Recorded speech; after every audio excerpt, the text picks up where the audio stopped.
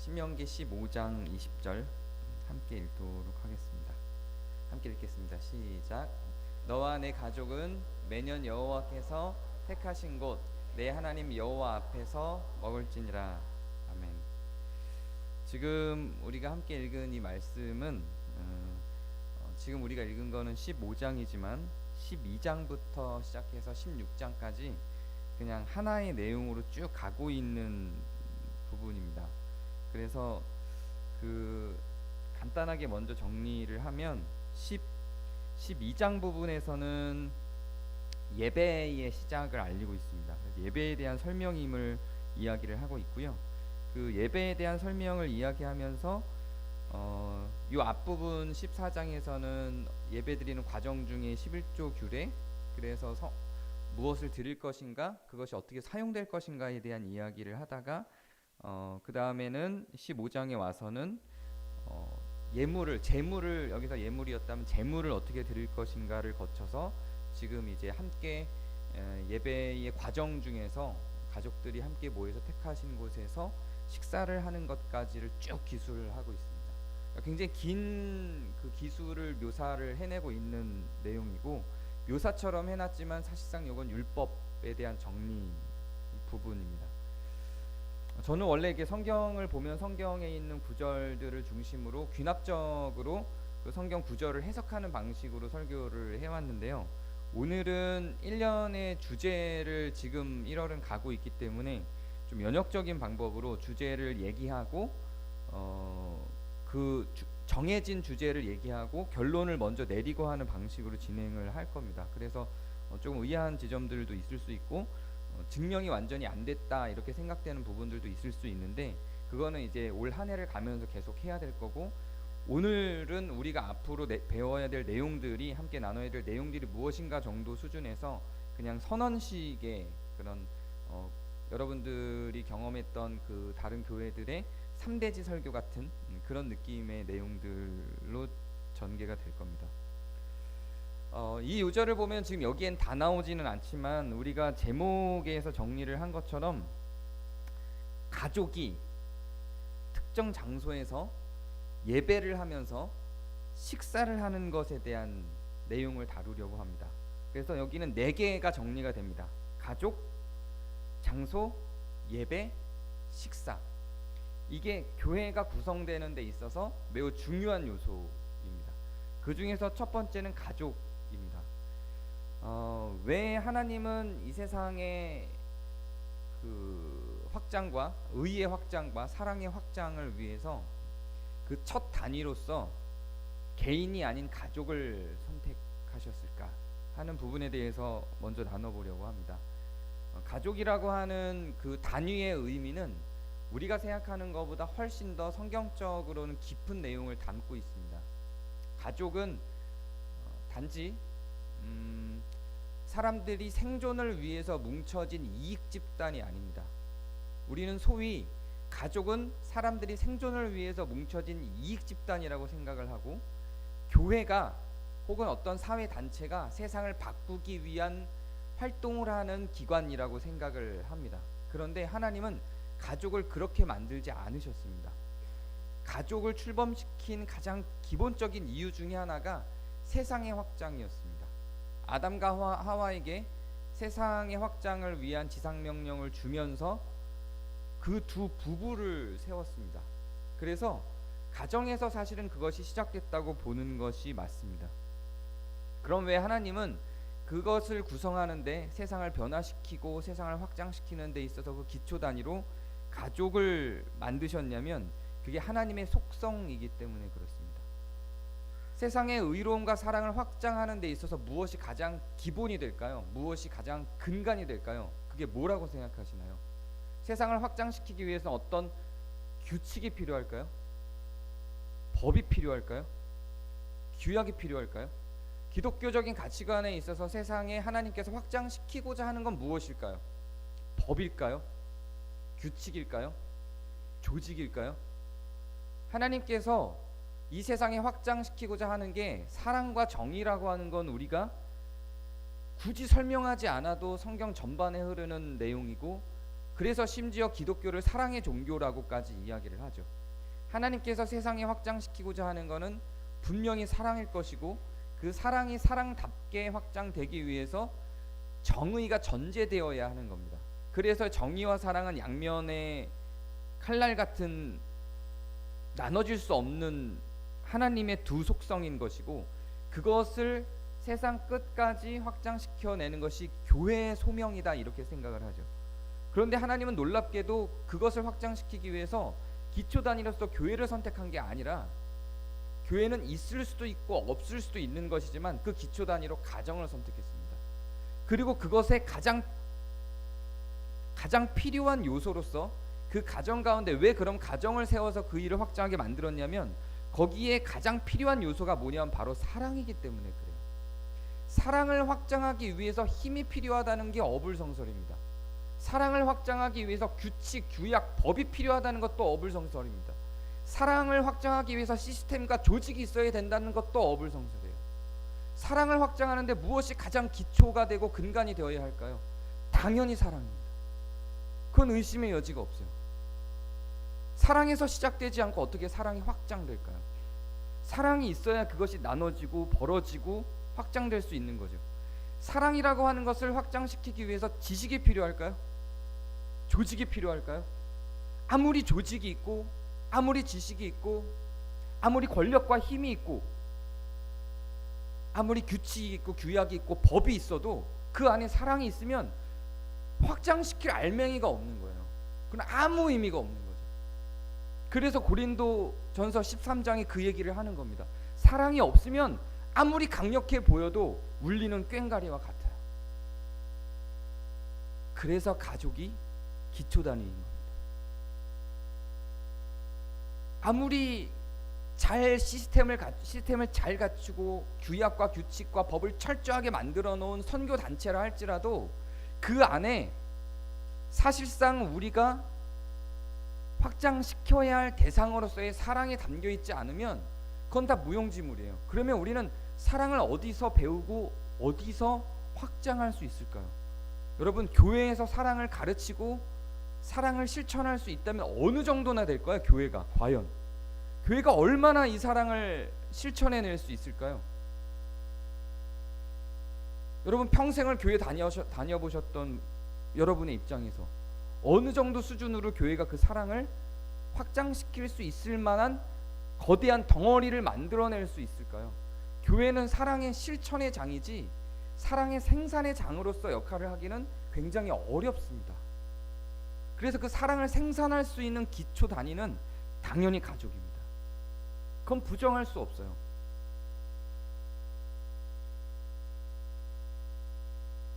가정에서 여러분들이 헌신하고 가정에서 사랑을 하는 만큼 교회에서 할 수 있다고 생각하세요? 우리는 교회를 이루고 교회를 향유하고 나아가지만 직면해야 될 것들에 직면해야 되는 부분들은 분명히 있어요. 가정이 서지 않은 상태에서 사랑을 교회 안에서 가정만큼 충실하게 감당해내기는 쉽지 않습니다. 물론 그것들을 명령하는 성경의 장들이 있어요. 그러나 그것은 우리가 올 한 해 계속해서 이것들을 배워나가야 할 것이지만 수많은 사랑을 생산해낼 수 있는 가정들이 있는 교회일 때 거기에 혜택을, 그 가족에 소속되지 못하고 가족의 혜택을 받지 못하는 어떤 분들에게 그렇게 가족의 기초 단위로 사랑을 생산해내고 있는 사람들이 그 사랑을 함께 공유할 수 있는 기관으로서 교회가 있을 수 있는 겁니다. 그렇게 있을 수 있는 것이지 가정을 세우지 않는 교회가 그 교회 자체적으로 사랑을 생산해낼 수는 없어요. 이건 한국 교회가 실패한 그림을 이미 보여주고 있습니다. 성경도 결코 그렇게 이야기하지 않아요. 가족을 세우지 못하고 가족 안에서 사랑을 배우지 못한 상태로 교회가 그것을 다 감당할 수 있다고 성경도 이야기하지 않습니다. 교회가 할 수 있는 일은 그 가족에서 사랑이 견고하게 세워질 수 있도록 가르치고 공유하고 그 가치를 나누는 일들이지, 그 사랑 자체를 생산해내는 영향력이나 동력은 가족에 비해서 매우 미비할 수밖에 없습니다. 일단 그것을 해낼 수 있는, 그 사랑을 생산해낼 수 있는 힘 있는 가족들이 교회 안에 풍성하게 있어야 교회 안에서 그것이 흘러나가는 실천을 만들어내는 장이 되는 겁니다. 교회가 그 단위를, 사랑을 생산해내는 단위를 만들어내는 기초 단위일 수 없어요. 결국은 가족에서 그거를 하는 겁니다. 그럼 가족에서는 무엇을 향유해야 할까요? 무엇이 가족의 중심이 되어야 할까요? 최소한 기독교인들의 가족, 성경을 알고 있는 사람들의 가족이라면 지금 이야기하고 있는 세상에 확장시켜야 되는 하나님의 정의와 사랑이 그 가정의 기초가 되는 겁니다. 우리는 교회가 성장의 기초를 두고 나아가면서 망해버린 한국교회를 봤습니다. 국가가 성장의 기초를 두고 나아갈 때 어떻게 사람들을, 백성들을, 국민들을 고통스럽게 만드는지도 봤습니다. 충분히 경험하고 눈으로 보고 살아갑니다. 가족이라고 다를까요? 가족도 마찬가지예요. 사랑과 정의가 기초 근간으로 세워지지 않으면 가족도 성장 위주로 가기에 급급하게 될 수밖에 없어요. 아끼고 사랑하는 것보다, 서로를 나누고 향유하는 것보다, 그렇게 사랑을 기준으로 한 관계보다 가족의 성장에 더 많이 몰입된다면, 그것이 경제적으로든 권력상에 있어서든 그렇게 된다면 그 가족은 결코 소위 성경이 이야기하고 있는 사랑에 기반한 복된 공동체로서는 서기 어렵습니다. 그래서 가족에는 당연히 사랑의 기반이 되는 것이고, 그렇게 가족에 기반되어야 될 사랑의 기초 단위에, 거기서 경험, 그 사랑을, 그 기초 단위인 사랑을 생산해내기 위해서 경험해내는 과정은 헌신과 그리스도의 대속에 대한 대가와 고통을 감수하는 기쁨들입니다. 이것이 없이는 가정 안에 사랑이 세워질 수 없다는 것을 가정에서 먼저 경험하는 겁니다. 헌신이 없이 사랑이 만들어질 수 없다는 걸 알죠. 어디서 그걸 여러분들은 아셨나요? 국어책이나 사회책이나 어떤 교과서에서 배우셨나요? 아니면 교회에서 그걸 가르쳐준 것을 그대로 암기를 하셨나요? 대체로 우리는 헌신과 고통을 감수하는 기쁨이 없이는 사랑이 만들어지기 어렵다는 걸 가정에서 많이 배웁니다. 물론 가정에서 그걸 못 배우고 다른 관계에서 배우는 사람들도 있어요. 그렇지만 대체적인 흐름은 가정에서 배웁니다. 그래서 그 가정에서 그것을 배우지 못했을 때 그 안에 아픔을 느낍니다. 왜 가정에서 그걸 배우지 못했을 때 우리는 서럽고 아픔을 느끼나요? 왜 우리는 가정에서 그 사랑을 누리지 못했다고 억울해하나요? 왜 그럴까요? 그게 당연하다고 생각하기 때문에 그래요. 그게 당연하다고 생각하기 때문에, 그리고 그게 사실은 당연하니까, 그래서 그런 겁니다. 왜 하나님은 그런 가정에 이것을 두려고 하셨을까요? 그게 하나님의 속성이기 때문에 그래요. 하나님의 일체적인 속성, 삼위임에도 불구하고 삼체로 나눠지지 아니하고 삼위임에도 불구하고 일체로 있고자 하는 하나님의 그 사랑의 속성, 그것을 가정에 담아내고 있으신 겁니다.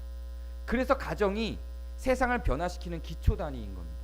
가정을 변화시키지 않고 가정에 대한 대안과 가정에 대한 그림과 가정에 대한 가치와 사상이 없는 정치인들은 위험합니다. 마찬가지로 그 가정에 대한 생각과 사상과 가치가 없는 목회자도 위험합니다. 마찬가지로 가정에 대한 가치가 없는 교회도 위험합니다. 가정에 대한 가치가 없는 국가는 위험합니다. 저는 성경이 전반적으로 계속 가정에 대한 이야기를 하고 있다고 생각합니다. 처음부터 그랬어요. 아브라함이 무슨 이야기인가요? 이삭은 무슨 이야기고 야곱은 무슨 이야기인가요? 요셉은 무엇에 대한 이야기인가요? 이스라엘 시대로 들어오면서 많은 왕들의 이야기가 있지만 열왕기상하를 저와 함께 수요예배 때 배우신 분들은 잘 아시겠죠. 다 가족 얘기예요. 국가 얘기가 아니에요. 열왕기상하, 역대상하도 마찬가지로 다 가족 얘기입니다. 그리스도도 아들로 오셨죠. 성경 전반의 가족을 떼내고 생각해 볼 수가 없어요. 국가는 문화입니다. 국가는 문화예요. 노예제도도 문화였어요. 사회제도였어요. 시간이 흐르고 나면 없어지는 것이었고, 국가제도나 노예제도는 결코 하나님이 원하신 게 아니었어요. 그걸 하나님이 원하셨다고 망발하는 사람들이 너무 많은데 하나님이 원하신 게 아니었어요. 가정의 문화도 마찬가지로 하나님이 원하시지 않은 가정의 문화가 성경에 기록되어 있어요. 그러나 가정이라는 것, 그 가족이라는 것 자체는 하나님의 방법임에 분명합니다. 그렇다면 가족이란 무엇일까? 이것도 고민을 해봐야 될 지점이 있습니다. 가족이란 우리의 생각 속에선 혈통이라고 생각을 하죠. 근데 지금 사회에 있어서는 가족에 대한 정의를 좀 많이 다르게 내리죠. 어느 가족이라고 하는 영화도 있어요. 반드시 혈통적으로 이어져야만 하는 가족인가 하는 질문을 던집니다. 성경에서는 어떻게 이야기할까요? 꼭 혈통이어야만 가족이라고 간주할까요? 그럼 바울은 어떻게 해석해야 될까요? 엘리야나 엘리사 같은 사람들은 어떻게 해석해야 할까요? 성경은 혈통을 벗어난 사랑의 관계들도 이야기를 합니다. 그리고 마치 가족처럼 그 그림들을 그려내고 그 대표적인 기초 단위의 그림이 그리스도와 제자들이라고 생각을 합니다. 심지어 그리스도가 우리를 향해서 뭐라고 이야기하냐면 양자라고 이야기를 합니다. 가족의 목표가 사랑을 생산하고 그 사랑을 생산하기 위해서 헌신과 대속적인, 즉 고통을 감수하는 기쁨을 전제하고, 그리고 하나님의 속성을 따라 하나 되는 것을 따라가고자 한다면, 그런 전제라면 가족은 꼭 이것들을 갖고 이것들을 중심으로 세상으로 확장해낼 수 있다면 꼭 혈통일 필요까지는 없습니다. 이 부분은 다음에 다시 다루도록 할 겁니다. 가정의 범위가 어디인가 하는 것들도 사실 현대사회에서 성경을 근거로 우리가 꼭 짚고 넘어가야 될 부분이긴 하기 때문에 오늘은 전체적인 그림을 갖기 위해서 꼭 혈통일 필요는 없다 정도까지만 언급하고 넘어가 보도록 하겠습니다. 그래서 가족을 하나님께서 세상을 변화시키는 기초 단위로 선택하신 이유는 바로 이런 것들입니다. 사랑이 삶과 직결해서 실천 가능한 곳이기 때문에. 그래서 우리의 가정이, 나의 가족이 지금 잘 가고 있는가를 확인하는 중요한 요소는, 중요한 방법은 다른 게 없어요. 고통에도 불구하고 기쁨을 누릴 수 있는, 헌신이 있는 대속적인 사랑이 가정 가운데 있는가, 그걸 확인하는 겁니다. 그럼 그 가족을 토대로 왜 예배를 드리게 하는가 입니다. 지금 우리가 읽은 이 요절 전체가 그 12장부터 쭉 다 예배에 대한 이야기를 하고 있어요. 왜 예배인가? 예배에 대한 중요성이 지금 굉장히 많이 와해되고 있는 시대에 우리는 살고 있습니다. 저는 교회의 모든 것들을 다 바꿔도 된다고 생각해요. 정말 그 부분에 있어서는 자유롭습니다. 장소, 이따가 장소 문제도 나오겠지만 장소도 전혀 묶이지 않고, 교회 안의 시스템, 심지어 목사에 대한 제도, 장로에 대한 제도, 집사에 대한 제도 다 바꿔도 된다고 생각합니다. 공동의회도 바꿔도 된다고 생각하고요. 총회도 바꿔도 된다고 생각하고, 다 우리가 만들어 놓은 시스템들이죠. 다 바꿔도 된다고 생각해요. 성경 전체적으로 다 흘러내는 게 아니니까요. 그런데 꼭 고수해야 되는 하나가 있다면 전 그게 예배라고 생각합니다. 예배 순서도 다 바꿔도 되겠죠. 그러나 그 예배라고 하는 것은 반드시 고수해야 되는 교회의 기초 단위의 가족과 더불어서 가장 중요한 요소라고 저는 생각합니다. 형식이 이럴 필요는 없어요. 목사가 설교하고 성도들은 듣고 이렇게 일방향적일 필요는 없죠. 그러나 분명히 그 예배는 고수되어야 하는 교회의 가장 중요한 요소라고 생각합니다. 예배에서 나눠지는 매우 중요한 요소가 있는데 그게 바로 가치관이죠. 세계관, 인생관, 삶을 어떻게 살아가야 되는지, 이 세상은 어떻게 구성됐는지에 대한 생각들, 그게 예배에서 나눠지죠. 원하든 원하지 않든, 초대교회 때는 제가 일방향적으로 이렇게 설교하듯이 하는 것이 아니라 나눔이 있었고, 목사만 설교하는 게 아니라 일반 성도들도 설교하고, 이런 그림이 초대교회 때 있었습니다. 그러나 분명한 건 나눔이 있었고, 그 나눌 주제가 있었고, 그 주제에 대한 생각들을 공유할 기회들이 있었다는 거예요. 이게 저는 예배에서 가장 중요한 요소라고 생각합니다. 구약시대는 그런 게 없었잖아요. 있었습니다. 굉장히 많았습니다. 구약시대의 예배도 이게 가장 중요했어요. 죄의 사함을 선언하고 나면 교사들이, 앞에 나와 있던 교사들이 이미 대제사장으로부터 배운 레위족과 선발된 교사들이 대중 속으로 다 들어가서 우리가 성경 공부시키듯이 그렇게 소그룹 단위로 다 성경 공부를 시켰어요. 구약 시대에도 당연히 있었죠. 이것이 없으면 가족 가운데 이데올로기가 충돌할 수밖에 없어요. 다른 의견을 제시할 수는 있겠죠. 분명히 그 가치관을 공유하고 나눴지만 그럼에도 불구하고 그 사람이 다른 의견들을 갖고 살아갈 수 있고 다른 의견을 선택할 수는 있지만 최소한 내 가족이 어떤 생각을 갖고 어떤 내용을 알고 있는지 정도는 공유할 수 있는 내용이 있는 거예요. 예배 가운데 아예 다른 생각을 갖고 살아가지 않아요. 그것이 그 가정의 기준에서 벗어나거나 기준에서 다른 말은 할 수 있을지 몰라도 그 기준이 일단 되어주는 요소로서는 작용하게 만드는 거예요. 그것이 있는 가정과 없는 가정은 정의를 실천하고 사랑을 정의하는 개념 자체가 달라집니다. 굉장히 그림이 크게 달라져요. 그리고 무엇보다도 예배를 통해서 확인하는 것은 죄를 품을 수 있는 거예요. 규칙만 있는 게 아닙니다. 그 가운데에서 용서와 화해가 벌어질 수 있는 근거들을 마련할 수 있어요. 그게 예배예요. 그래서 예배에서는 성찬을 통하여 1년에 우리는 4번 이 활동을 하지만 사실은 매주 해도 되고 매주 하는 게 더 좋기도 합니다. 그래서 교회에 따라서는 매달 하는 교회도 있고 실제로 매주 하는 교회도 있어요. 이 성찬을. 그래서 그 가운데에서 죄를 품어주고 그 죄의 용서와 화해를 통해서 무엇이 만들어질 수 있는지에 대해서 확인할 수 있는 게 예배를 통해서 가능합니다. 그래서 생각과 가치관의 이데올로기의 공유, 그리고 죄를 품고 화해하고 용서할 수 있는 마음들이 예배를 통해서 생산이 됩니다. 예배가 너무나도 하찮게 여겨지는 시대 속에 있으면서 우리는 어릴 때부터 아이들이 예배를 선택할 수 있다고 생각합니다. 물론 부모가 중간부터 예배를 다닌 경우는 좀 다른 문제일 수 있지만 어린아이가 아이들이 어릴 때부터 예배를 선택할 수 있다라고 해서 아이들에게 그 선택권을 준다면 아이들은 당연히 선택 안 합니다. 그렇다고 강제하는 것이 맞다 이 이야기를 하는 건 아닙니다. 자연스러운 문화 속에 품어져 들어오는 겁니다. 저는 그것이 아이들에게 그렇게 익혀져야 된다고 생각합니다. 선택을 할 수 있는 기회를 주고자 한다면 선택을 하기 위한 내용도 알아야 합니다. 우리는 이미 예배를 드리지 않는 삶에 대한 내용을 너무 많이 알고 있어요.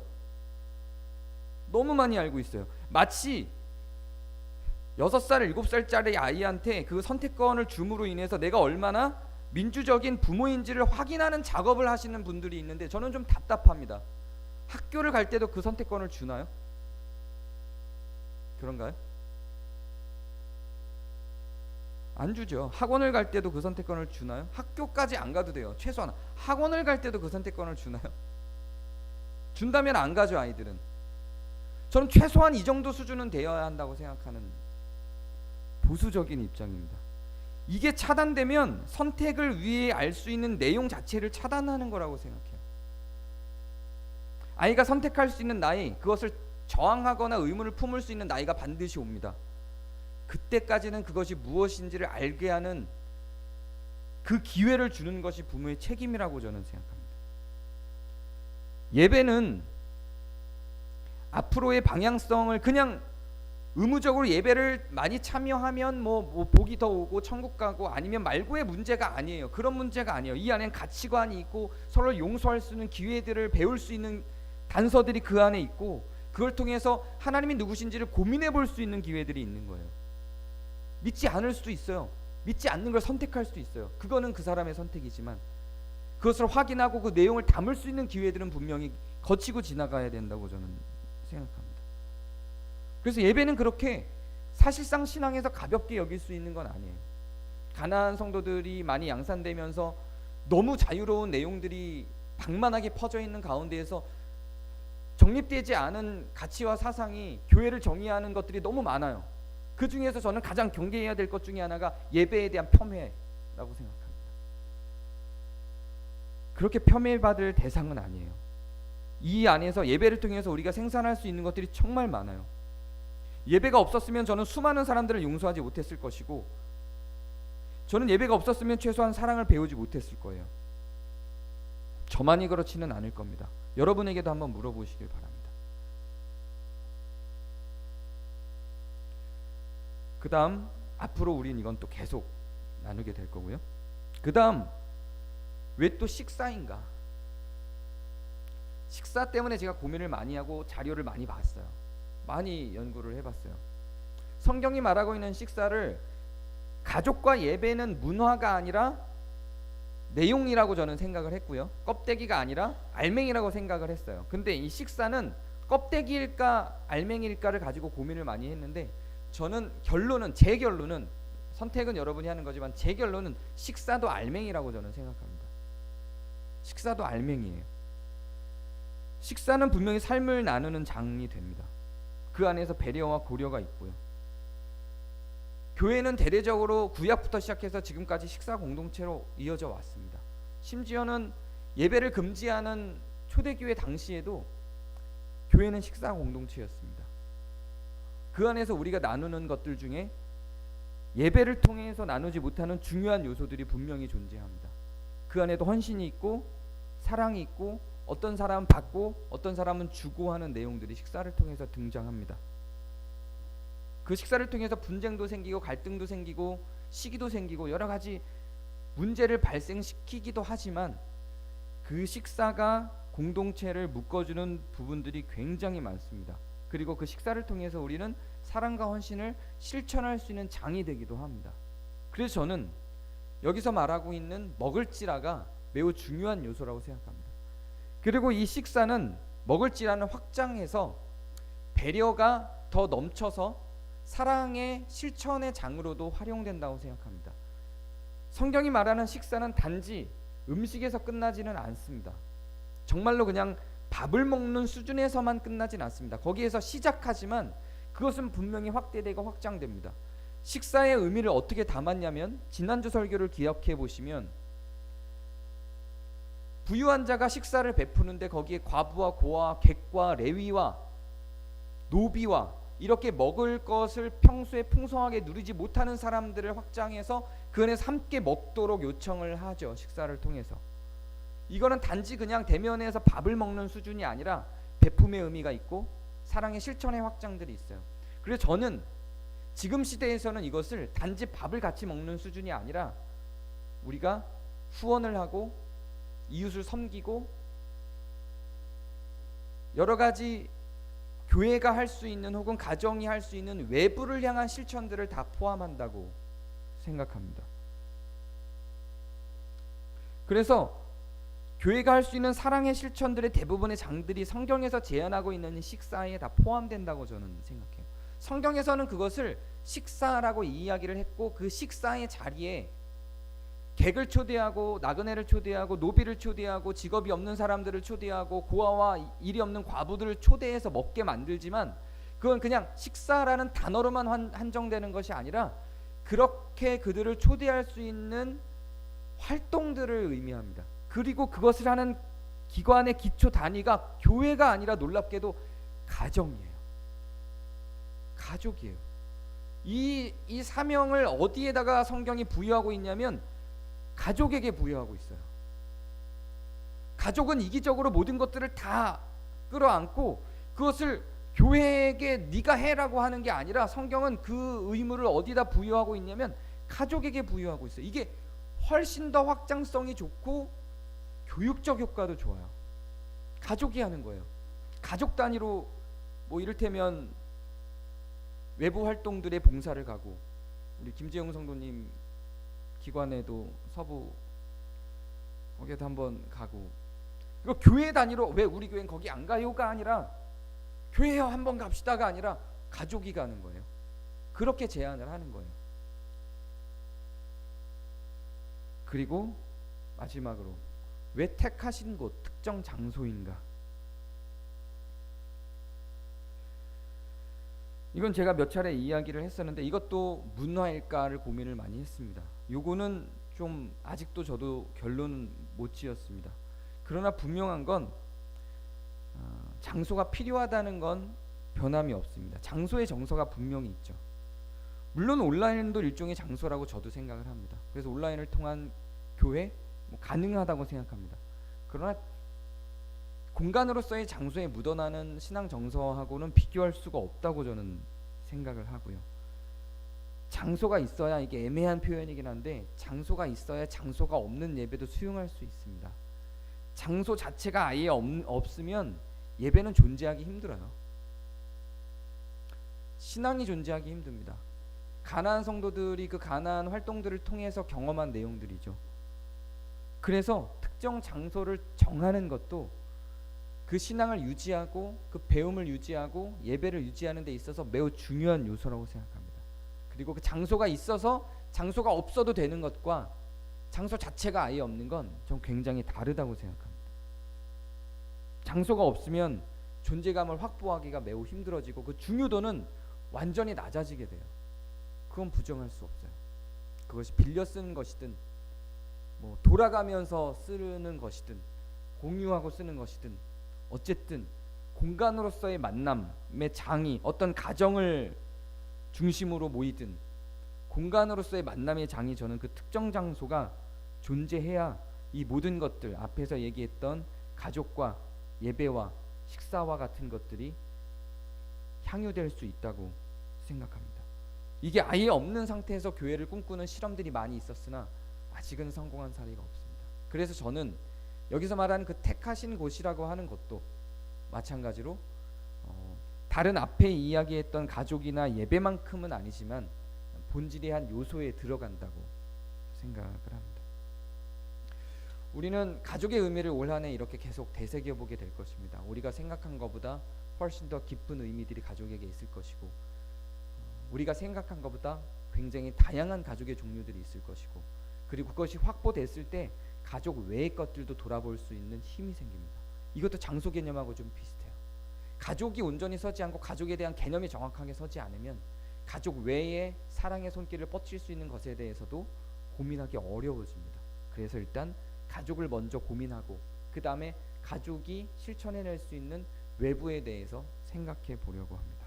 제가 기도하고 마치도록 하겠습니다.